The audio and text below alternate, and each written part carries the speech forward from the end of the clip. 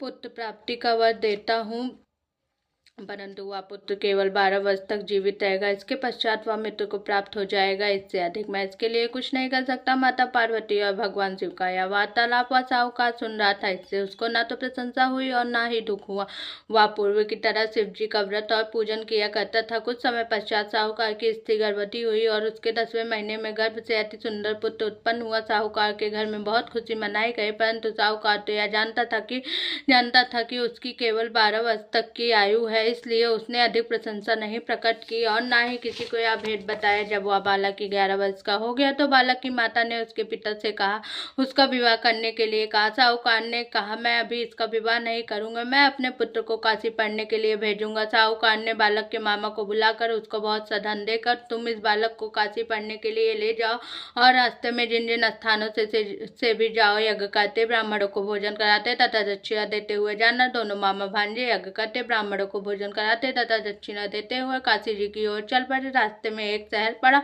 उस शहर में राजा की कन्या का विवाह था, परंतु जो राजकुमार विवाह करने के लिए आया था वह एक आंख से काना था। उसके पिता राजा को इस बात की बड़ी चिंता थी कि कहीं राजकुमार को देखकर राजकुमारी या उसके माता पिता विवाह के लिए किसी प्रकार की अड़चन पैदा न कर दे। जब उसने सेठ के अति सुंदर लड़के को देखा तो मन में विचार किया कि क्यों न द्वाचार का काम चलाया जाए, लड़के के वर का काम चलाया जाए। ऐसा मन में विचार कर उस राजकुमार के पिता ने उस लड़के और उसके मामा से बात की। वह राजी हो गए। फिर उस साहूकार के लड़के ने वर के कपड़े पहनाकर तथा घोड़ी पर बैठाकर कन्या के द्वार पर ले गए।